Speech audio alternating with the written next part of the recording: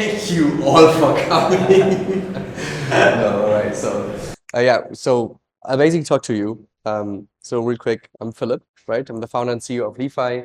We are a 65 people company by now. Have been around since 21, and we came into the space, looked at it, and we said, okay, the only way this is going to scale is horizontally. That means across multiple blockchains, L1s, L2s, L3s.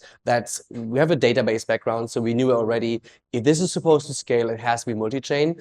So we looked at how would that scale, right? And then we looked at cross-chain bridges, liquidity networks, and we figured if this is supposed to find any adoption from top-level applications, someone needs to aggregate it and abstract it away. So that with a simple API interface you can build on, and you don't have to care about all these short innovation cycles down there.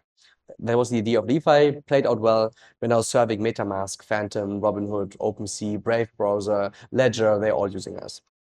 Essentially. So in this talk, we're going to go through the whole stack in terms of where is liquidity being created on the asset layer, so to say, and where is it being traded on the top layer, and which players are in between and how things are evolving. So first, we're going to talk about the asset layer, where we have typically L1s, L2s, and L3s to settle, execute, and scale. That's the blockchain level, right? Here we mint and burn assets, typically ERC20s, when we are in the Ethereum context. And then now, as we have these L2s, L1, L2s, L3s, and we have a multi-chain environment, we have seen more and more multi-chain standards coming out. So standards that allow us to mint and burn a token on multiple chains. So layer 0 has one of the most famous multi-chain standards is the omni-chain fungible token, it's the OFT. We have ITS from Axelar and NTT from Wormhole. Essentially, all these messaging bridges that allow us to send data, they allow us to mint and burn assets on multiple chains. And of course, they all want to have ecosystem logins. So they try to convince large projects to launch their token on their own multi-chain token standard. And then recently, there's a new standard that came out, is XERC20. Interesting for you to know, if you see like any of these assets you're trading has one of these standards, you can anticipate at least this token is going to launch on another chain. So from your liquid fund perspective, that's interesting, right? If you see, well, this is an XERC20, an OFT, ITS, NTT, you can already anticipate, well, there is going to be another chart. Hey, feel free. There's going to be another chart where there is a new price discovery happening. And this can be promising. We haven't seen many projects doing that yet, but this will be the standard, like the default in the future. The problem with these messaging bridges is that these projects have a huge lock-in effect, like they have like a huge vendor lock-in with these providers. So as long as layer 0, Wormhole, Axelar, and so on exist, it's fine. Hey, free join. If not, if one of these companies are dying, it could be problematic for these projects, because then their token cannot be maintained anymore, essentially. That's the risk. And XERC20 is a bridge agnostic standard. So while OFTs, ITS entities have essentially a vendor lock-in, XERC20 do not have that. Instead, XERC20 allow you to use any messaging bridge underneath, replace that one, and on top it has rate limiting implemented on top of that. So it's rate limiting the amount of assets that can be burned and minted in the same time frame.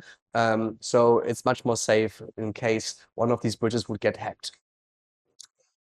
Now, here we are minting all these assets, tokens, NFTs, real-world assets, fine. On top of that, we have to understand that sending messages back and forth is very expensive. These messaging bridges are so-called AMBs, arbitrary data messaging bridges. And in order to validate arbitrary data, you have lots of checks and validations. That's expensive, right? But we want to have cheap transfers. So what all these bridges have done, these messaging bridges, they've built their own liquidity networks on top. So layer 0 has built Stargate, Axelar has built Squid, Wormhole has Portal and Mayan, right?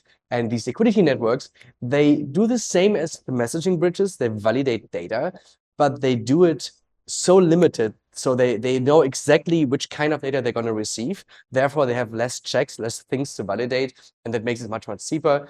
also on top of that, instead of minting and burning assets, they often have liquidity pools on multiple chains. So funds are just being locked and released, and they do not even have to be minted and burned.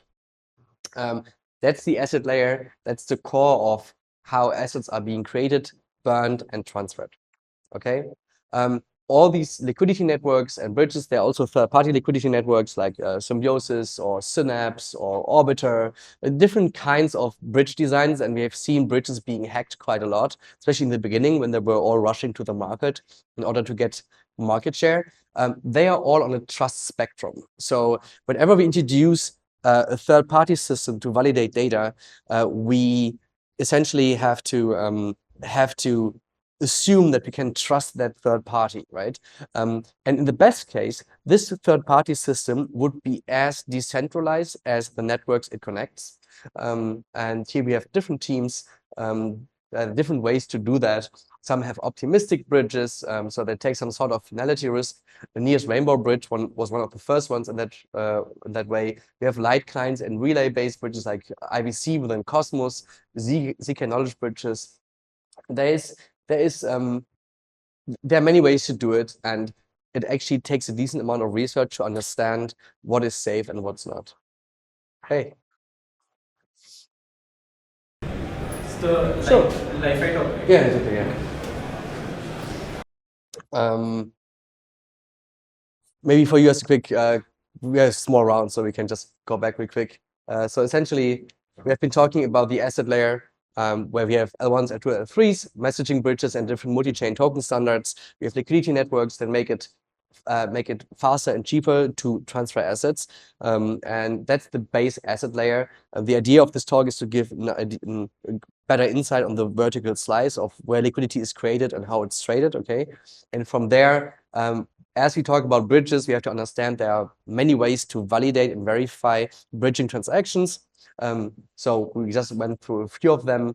It's on the trust spectrum because depending on how you build a bridge, we have more or less trust assumptions, right?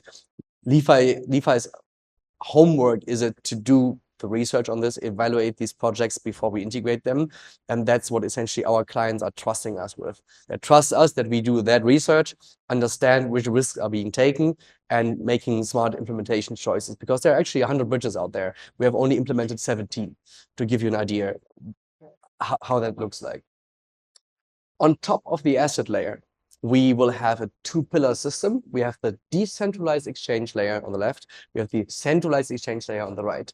They both coexist, right? We have centralized exchanges with order books. Market makers are active here, and these market makers make sure that prices are stable. They buy and sell a specific token to make sure that the price doesn't fluctuate too much. And people can trade with not too much slippage, essentially. And then market makers, again, are buying liquidity from OTC and pop desks, so at large discounts in large sizes. And that's essentially how the centralized part looks like.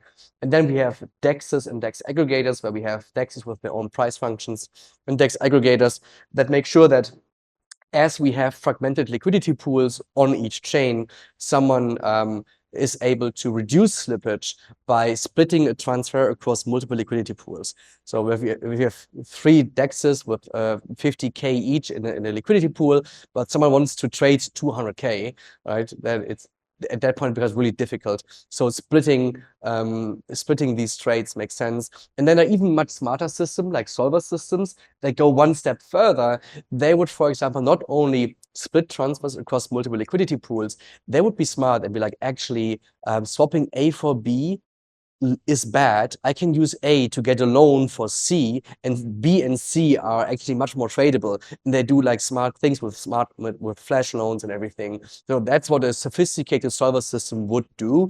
There are not many of them out there yet. We have Barter, OTEX, ODOS. There are some smart systems. It requires lots of financial engineering, and it's not that easy. But that's essentially what's happening here. And on top, we have payment for order flow systems. And these payment for order flow systems, they essentially ask for private order flow and monetize that. There often is some front running and back running. And there's also arbitrage being done between DEXs and SEXs. And because payment for order flow systems and solvers are doing arbitrage between decentralized and centralized liquidity, they get a chance to make money, even though the spread is very tight, and they don't take any fees in between. Okay. So LeFi is also integrated with centralized exchanges as well? No, we not yet. Okay. Not yet. We are so far focused on the decentralized side, DEXs, DEX aggregators, and cross-chain bridges.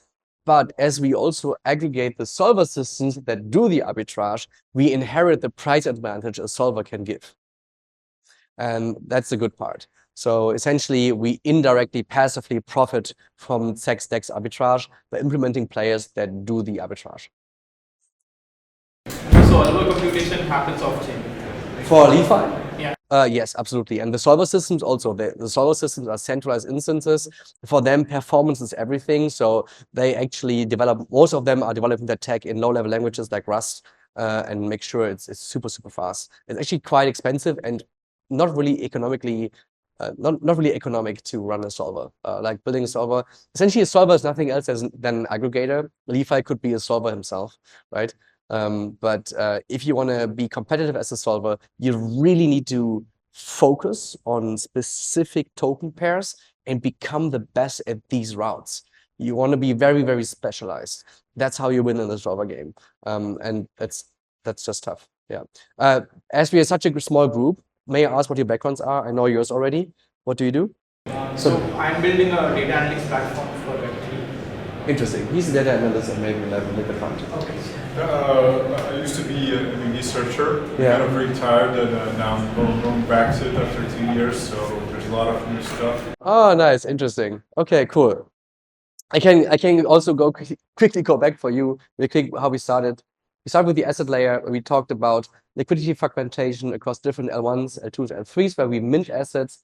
We have multiple multi-chain token standards. That's very interesting for you to look into because it's a new stuff. It's like XRC20, which is bridge agnostic, OFTs by layer 0, ITS by Axelar, and NTTs by Wormhole. And that's how assets are being minted, burned, and transferred. On top of that, we have liquidity networks that make that transfer faster and cheaper because they don't mint and burn. They have liquidity pools and they lock and release. And LeFi, that's how LeFi started. We started aggregating liquidity networks so that we can freely move assets and you do not have to do your own research on which bridge to use because of what is safe and what's not safe, and to cover all source and destination routes. From there, we just discussed the exchange layer where we have the decentralized side and the centralized side. And this looks very simple. Essentially, yeah, DEXs, DEX aggregators, and CEXs and market makers, some solver systems in between, cool, but it's actually much more complex. So we have, on the decentralized side, typically our AMMs, Uniswap v2 and v3, and also now v4, right? We have multi-asset AMMs like Balancer, and we have order book style DEXs like VX and Diode. Diode is like an order book AMM on Mega ETH. So it only exists because Mega ETH is so fast. It's actually faster than Solana. And only because of the speed, it's able to run order book on chain. And stablecoin specialized AMMs like Curve. We have multi-chain DEXs like Catalyst. Very interesting. They're utilizing messaging bridges to have multi-chain price functions. And this is like a new breed of AMMs in that multi-chain environment, which is also super interesting to look into. And then we have other AMM innovations, like we see batch transfers and coincident of ones, like CowSwap. Gelato, Arrakis are releasing Hot. It's hybrid order flow token transfers. So there are more. There is innovation happening on the DEX side, and many people don't see that, but there is a lot of stuff happening. And for us, it is a challenge to keep up with that already. Like this is already a lot, and that's just on the DEX side. And we have not reached the end game there yet. And it's very interesting to look into these new models. I can specifically recommend to look into Catalyst. Hot is just being launched, and Diode is an interesting concept. All the other ones are established players, but also they are releasing new versions. So that being said, similar thing on the centralized exchange thing where RFQs are not rocket science. We have had them forever, but there are new liquidity sources coming up every now and then. We also see centralized exchange bridges like RocketX and LayerSwap. That's interesting because centralized liquidity is very deep and has less slippage in general. So if we can build bridges on top of that, it's not the decentralized way we want, but at least for the short to midterm, this is also a way to go. And yeah, we are sitting on top of all of that and try to, right? And try to make sure that that essentially, here, I use it. We're sitting here and we are watching all of that happening, and all of these projects are talking to us. LeFi has so much distribution power by now, working with Robinhood, MetaMask, Phantom, Brave browser, OpenSea, you name it. So we have so much distribution power that we get to see all these innovations very early on in their like seed stages. It's very interesting to see, and there's a lot of research to be done. And I think there's a lot of room for improvement as well. We have to figure things out. Many things are simply not possible due to the slowness of the chain, due to reorg risk, due to finality risk, especially in the multi-chain environment. Lots of things to be figured out. New approaches like Catalyst that build on messaging bridges also are realizing, damn, these messaging bridges are still early. They're slow, their tech is unreliable. Now we have a new breed of zero knowledge proving bridges like Herodotus, Lagrange, right? So there's zero knowledge proving happening, and that again gives us opportunities to reinvent how we engage and trade multi-chain. So there's a lot happening, and we will see we're gonna have short innovation cycles over the next 3 years, like at least. What is the intent system? An intent system.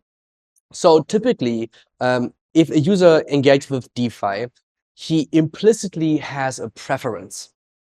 That means I want to swap A for B. For that, I go to a specific DEX, like Uniswap. So I'm making a choice. Where do I want to trade this? Now, this works to a certain degree. In a multi-chain environment, you have to make so many choices, right? How do I bridge my assets to get from A to B? How do I choose which DEX to use? Which DEX doesn't even exist on the chain? There are multi-chain liquidity aggregators like Jumper.exchange who help you doing that. Like Jumper is our B2C interface. It uses our API in the background. So we help you make that choice, but we still let you make a choice. We give you different routes. You simply say, I have the intent to swap A for B. Then we give you different routes to arrive there, and you make your preference. In the intent system, we assume that the user doesn't care anymore. You simply say, I want to swap A for B. And as you're swapping A for B, we delegate the solving of this to someone else who is just smarter around that.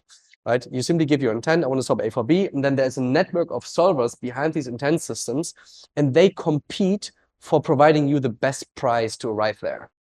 And the solver systems then, they compete on the price, and they try to give you the best price possible while at the same time making cut for themselves. And then there are different new intent systems. So Uniswap has released UniX, 1inch has released 1inch Fusion, CowSwap technically is an intent system. Across is an intent system style bridge. There are also like generalized intent systems like Suave, Anoma, Essential. There are different approaches now to tackle this intent-centric idea. And I'm saying idea because right now everything is assumption-based.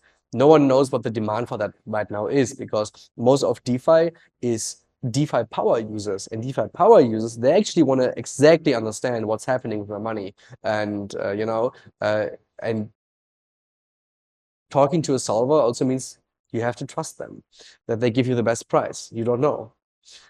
So a sophisticated DeFi power user simply wants to make their choices on themselves. We will see. It certainly is the future as crypto is getting abstracted away and we have more end consumer applications. If we tell our friend to buy a certain token using the Robinhood app, they certainly just need an intent system. They don't care what's happening in the background, right? To make a stronger point on why, on if and why aggregation is worth it, this is just the distribution of swaps on one particular chain. And this is a chart, it's a pie chart from February, so this is already outdated. But what I can tell you, it's constantly fluctuating. So all these DEXs and DEX aggregators, you think they are not doing things. They are constantly optimizing and battling each other. And this pie chart looks different week by week and chain by chain. So on each chain, you see the major chains, right? All these different DEX aggregators and DEXs, they do have different performance on different chains, and it often just depends on how many liquidity sources do they access, and then this again depends also on how much time do they have to execute, right? To make an example, let's say there's a chain with 300 liquidity sources, like Ethereum L1.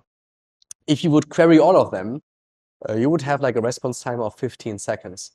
But if you only have 1 second to resolve, you have to make smart choices which liquidity sources to talk to in order to arrive at a price. And so this is again then where you historically want to collect data and want to understand historically, given this trade pair, which liquidity sources have performed best. So it's very competitive, very expensive, and fierce, and that's just one thing that people often don't see, how these DEX aggregators and solver systems are actually competing on which level, and it's really crazy. Yeah, what people also don't see is, like, for us with LeFi, for example, what we are doing is we keep track, implement, and maintain hundreds of APIs.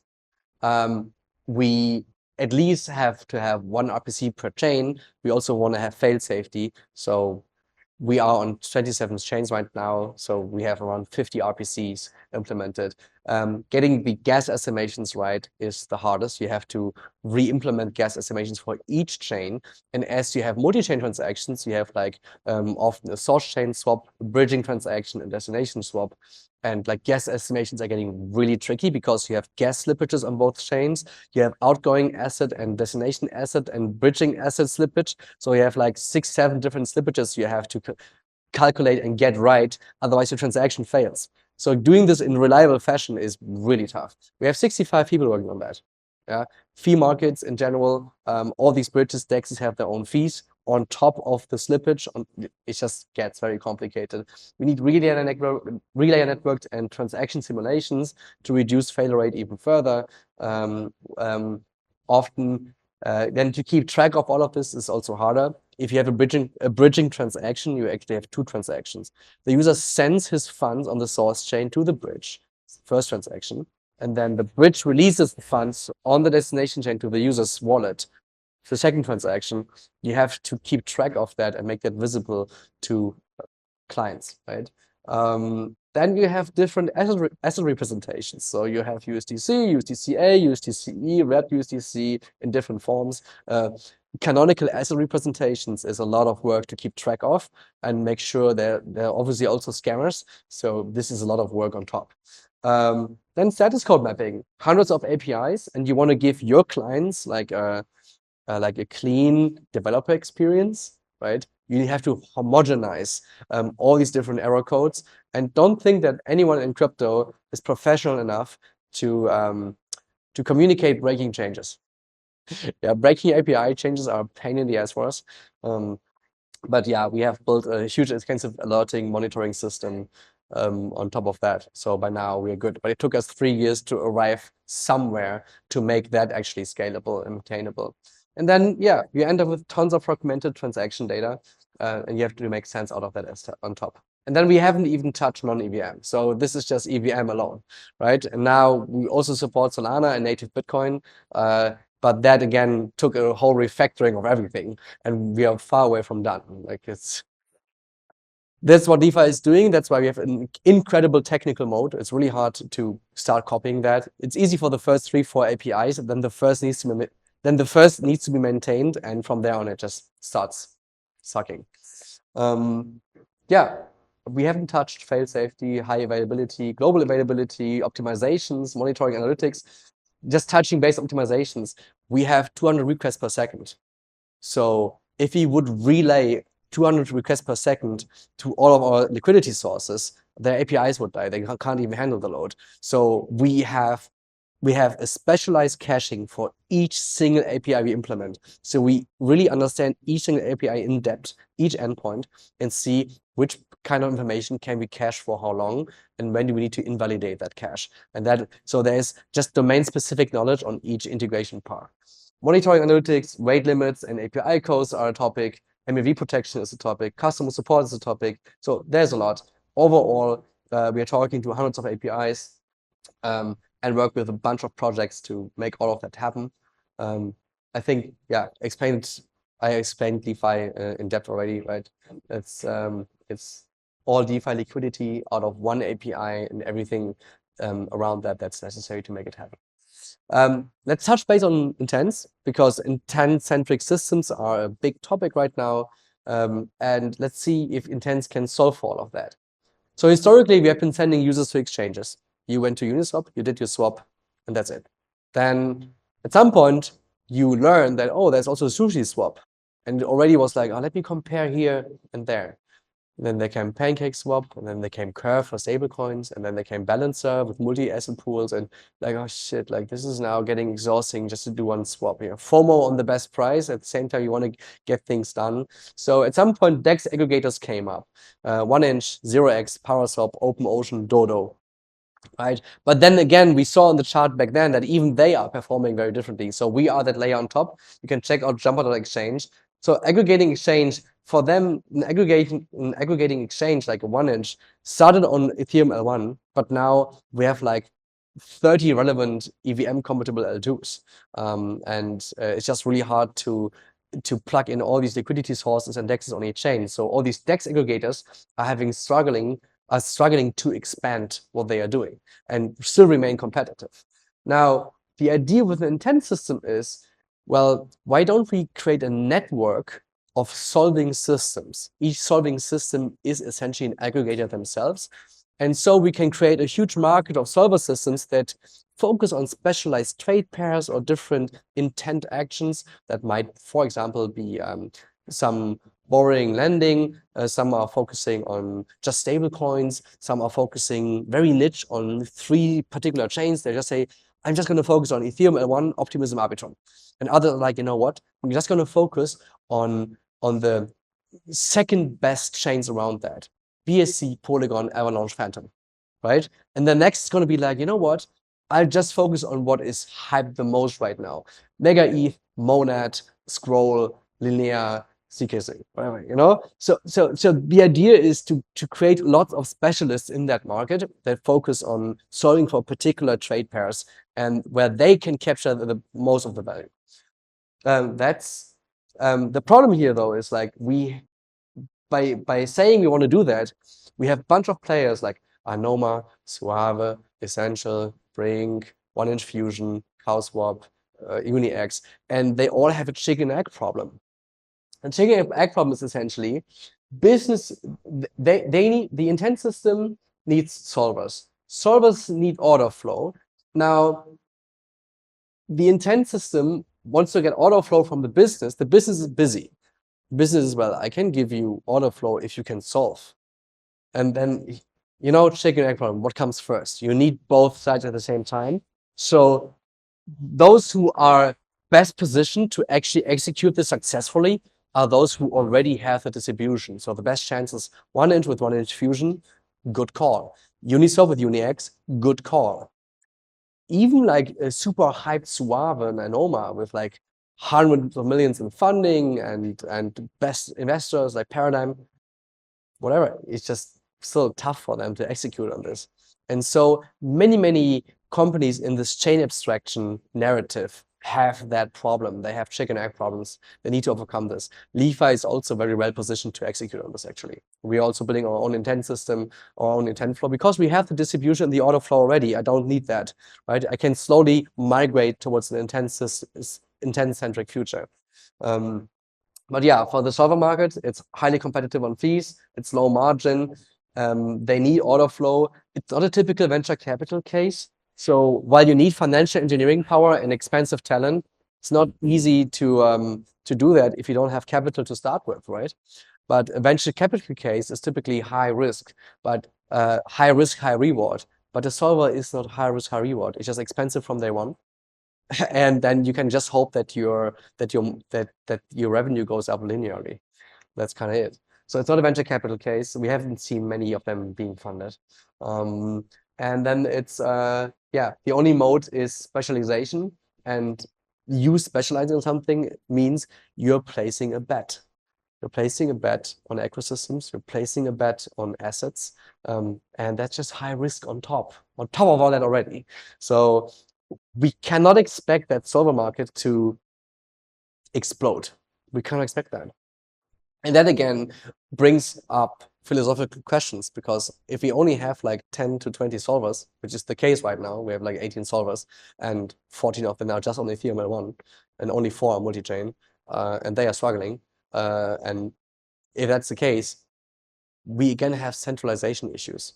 If you cut these solvers out, but all the order flow runs into intent systems, and then the solver market is not sophisticated enough to actually operate, that's a huge risk for the industry as well, just to think about. Same for intent markets, chicken egg, highly competitive for distribution, because like Robinhood doesn't want to make a switch from us. Like, so each intent system, so either we build an intent system, or we really have to be incentivized to work with an existing intent system to send that order flow there. Yeah, there's a lot around this. I don't want to repeat myself, but if you ever want to talk about these things, LeFi gives you access to any kind of liquidity source. We are always on top of things when it comes to what is happening in the liquidity market, who is doing what, why is it beneficial, what are the new dynamics and new algorithms that are being tested in terms of finding the best path, the best route. We are in touch already at seed level with all of these companies, swapping liquidity, moving liquidity, minting, burning liquidity. So whenever you need any of that, just come talk to us. And I think we can use the remaining 10 minutes to just chat about it if you have any questions. Yeah, thank you. I have one question. Because when you're trying to figure out a trading route, and it gets very complicated, and any route, even across chains, the longest the route, the more chances that it will actually get reverted at the point you actually want to execute it. So, but the question is that a broadening practice? Yes, it is, absolutely. Yeah. So people limit the size of the... Guess estimations are the hardest. Once you get multi-chain, it becomes even harder. But yes, absolutely, it is a problem. It's just different asset slippages you need to consider here. And it also depends on whether it's Ethereum L1 or L2, because there's obviously, due to the gas costs on Ethereum, it makes it much harder to execute complex transactions. But yeah, it's the biggest problem we have. It's one in 3 years, LeFi still hasn't built a sophisticated enough gas estimation system. That's how we feel. And we're putting so many resources into it. We already make use of data historically, like to relate network congestion with gas price and try to predict how likely is it that the gas price will change in either or direction. And we already add a huge buffer on top, and it's still tough. It's just like, and then you can't produce the best quote anymore. You can be conservative around it, right? And just add more gas to it. But then in competitive integrations where you have to compete with others, then you're not competitive anymore, because you're giving a worse quote. So it's a difficult problem. And is it better if you apply MEV to this? For us, if we would backrun or front run our users, or if we would send our transaction into a private mempool, what do you mean? No, I mean that if you can guarantee the order of the block your transaction is going to be in, you can guarantee that it will not revert. It depends if it's same chain or multi-chain. Oh, yeah, that's same chain, yeah. Yeah, and then of course we could start working with block builders. In general, vertical integration would be our path at some point to capture more value. Could be one of the paths to capture more value. But we are far away from going that route. So how does the gas fee get like deducted? So let's say I'm making a swap from Ethereum to Solana, right? So do you sort of deduct Ethereum and Solana from the wallet of the user? Or yeah, you're getting a price, and the price is essentially the value you put in times the price function to arrive at the destination asset. and then we deduct the gas price necessary and the fees in between, like the bridging fees, for example. We deduct all of that and give you a price. So that's from the source asset. Yes. I don't have to provide like a different asset. So let's say I'm swapping USDC. I don't have to provide ETH or Sol tokens. Well, if it's USDC to USDC, then the price function is 1-to-1, so that doesn't change. But you still have a bridging fee, for example. All right. So this is if you talk to our API, you're gonna get a whole fee breakdown back. There's 100% transparency on that. You see exactly what is happening, where do we have which exchange rate, and which fees are being deducted down the line. What are the dominant aggregators in the top 3 chains? Because I saw like you had like a lot of chains and then you have like a lot of aggregators. And like, can you take a look at that? We can. I mean, this is from February.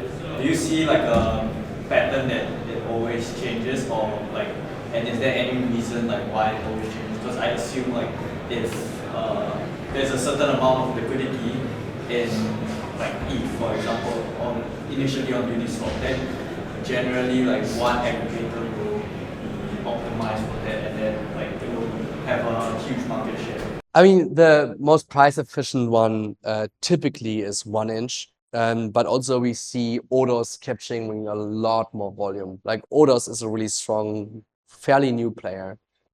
This is from February. It is constantly changing. 0x also pretty established and strong. We just saw Parasol version 6.2 launching 2 weeks ago. Now they are capturing lots more market. So we constantly see new innovations on how many liquidity sources these aggregators are using.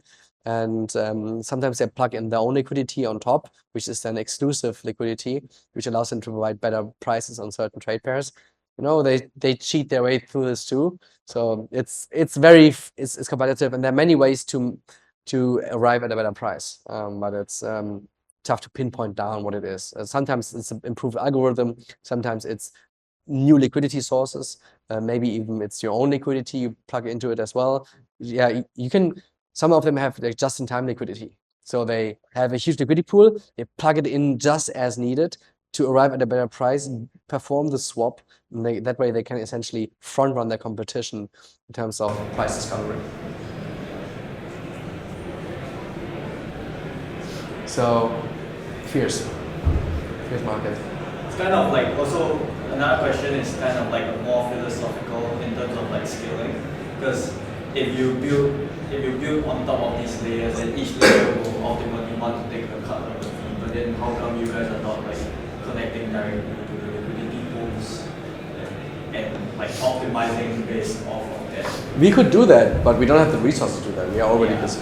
Yeah. So that's why we aggregate DEX aggregators. At some point, as mentioned, it would make sense to vertically integrate. Vertically integrate essentially would mean we would build our own bridge, we build our own DEX aggregator, and eventually even launch our own DEX with our own liquidity, right? For the most important trade pairs. We could go down that path at some point, for sure. It's just like being the top player. And so what we say is we are a neutral player. We are neutrally positioned. We aggregate, and we have a neutral smart order routing. We don't favor any liquidity source over the other, and we let the market become better and better and better and better. And that's what we are trying to do. And that's also the argument for Robinhood to work with us, right? Because like, think from a client perspective, a Robinhood, they're like, we have these 50 projects reaching out to us and they all claim to be the best. We should probably, also we don't want to rely on one player. Let's start aggregating all of them. Let's slowly implement more liquidity sources. Then they realize, oh, this is exhausting. And then the same thinking is happening at MetaMask. And the same thinking is happening at, I don't know, Ledger, when they provide a swapping for the hardware wallet, right? So they work with us because it makes sense for them. They're like, we don't need to reinvent the wheel. We take care of that. We promise to be the neutral player. And that's how we get these clients to work with us. For all the bigger assets that you can trade, like, wouldn't it be more liquidity efficient? I don't know, this is, maybe you guys have did a study on this, like, wouldn't it always be more efficient through a centralized exchange? And do you notice that like if people use your system, they specifically want a decentralized liquidity pool? The client generally doesn't care, but centralized exchange, yeah, there's less slippage, but there's also higher fee. Higher fees. So often, and then also it's especially in the DeFi space, centralized exchanges are fairly limited in the amount of asset they support. Yeah. We are talking about 100,000 of assets in DeFi versus, Right. and then you just want to trade that shitcoin that just was released yesterday. Yeah. You want to get access to that. Yeah. That's not listed on Robinhood. Yeah. So you have to plug into decentralized liquidity, right? Yeah. And these things grow word of mouth. So now Robinhood is also incentivized to tap into decentralized liquidity because they want that if their friend tells them to buy bonk, they want to have the next. They want to they buy it immediately because they know time is crucial. Yeah. Right. What percentage of your guys' volume is decentralized? 100%. We don't tap into decentralized liquidity. Not now, is it? Because the solvers will ultimately sometimes step in. Sometimes solver do arbitrage, but we have no insight into that. Okay. Yeah, it's just like we know that they're doing that, but we don't know what they're doing in the back end because it's talking to a centralized API is happening in the. It's not visible on chain. Yeah, because I mean, if you talk to a centralized API, then it opens up another like Pandora box because Exactly. of managing. It's just very interesting. This market is so complex for the one simple thing of trading. Yeah. It's just interesting to see. Like I find that exciting, just to know the underlying complexity of trading within crypto. And for most people, it's a black box, and it's just an endless amount of opportunity to capture value, optimize, improve, and get better. Yeah. Do you have like a asset whitelisting process or any asset that's available in crypto, whatever the liquidity is, you sort of list it? Come again? So do you have a asset listing process, like whitelisting or something? We automatically inherit anything that's listed on any decentralized exchange. If it's a new pool that hasn't been picked up yet by a DEX aggregator, you can simply enter the token address directly on jumper.exchange, for example. And we also have like a token list on GitHub. You can simply send a pull request and we automatically add it to our system. So there is no criteria, let's say in case of a trust wallet, right, you have to sort of like have some sort of liquidity in order to sort of add the asset. So you don't have any sort of criteria? No, there's no process around this. It's really fair and simple. Obviously, we are permissionless in that sense that we allowed to trade anything that's listed on a decentralized exchange. The user has to do their own research in terms of which asset is safe to trade and what's not. There's no way to control this. We already plug into APIs like Go Plus Security that give us an indicator whether a certain asset is scammy or not. And so we outsource that part to a service provider. And that's all we can do. Cool.